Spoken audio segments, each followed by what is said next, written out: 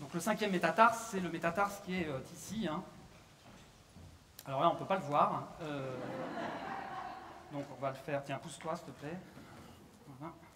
Donc le métatarse, c'est celui-ci, là. C'est le métatarse donc, qui fait la jonction hein, entre le tarse d'un côté et la phalange de l'autre. Et donc la fracture qu'il s'est faite, c'est la fracture de Jones, qui est une fracture particulière du métatarse. Alors j'ai la radio de Simon, où l'on voit très très bien la fracture. Donc la fracture, vous la voyez, elle est hein, dans le cercle rouge, là, ici. Donc c'est la fracture de l'os extérieur du métatarse. Donc c'est la fracture de Jones, du nom de Robert Jones, hein, le fameux chirurgien orthopédiste anglais de la fin du 19e siècle, qui avait diagnostiqué cette fracture. Et c'est ça la cocasserie d'ailleurs, il l'avait diagnostiqué sur son propre corps, parce que lui-même il s'était fait la fracture de Jones, et lui-même d'ailleurs aussi en dansant. Mais c'était pas du tout une roulade, c'était une soirée entre amis, il dansait avec sa femme et il s'est cassé le métatarse. Le voici, hein, Robert Jones. Alors cet arbre, comme vous pouvez le constater, est un magnolia. Hein, ça se voit très simplement. Alors ce magnolia est très intéressant. Pourquoi? Parce qu'il pose de très nombreuses questions, ce magnolia. Et la première question qu'il pose, c'est que, bon, il a à peu près 7 ans d'âge, ce magnolia. Or, il y a 3 ans, on peut le voir sur des photos du sujet à vif en 2012, de tous les sujets à vif, il n'y avait pas d'arbre à cet endroit-là. Hein, regardez, derrière, au niveau de la fenêtre, il n'y a pas d'arbre.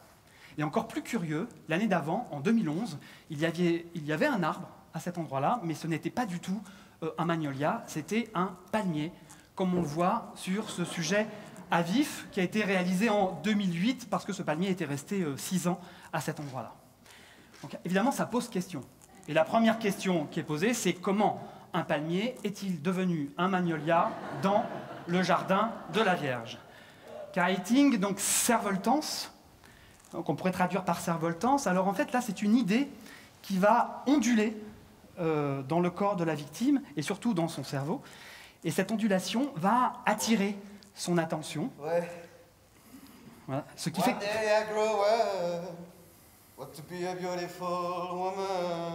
Alors c'est une idée qui lui est étrangère. Hein, donc c'est pas son idée et il sent bien à ce moment-là, il a conscience que cette idée lui est étrangère.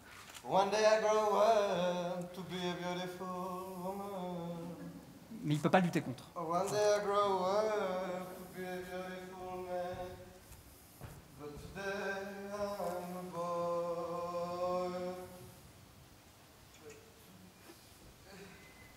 Voilà, donc effet suivant.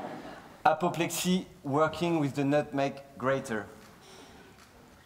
Apoplexification à l'aide de la râpe à noix de muscade.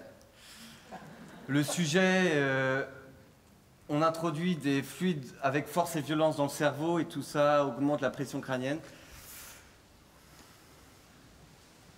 Ferme la bouche, ferme la bouche. Ouais. Asymétrie avec les bras. Voilà. Vas-y, vas-y, vas-y. Accélère. Vas-y, vas-y. Lentement, lentement, dans le corps.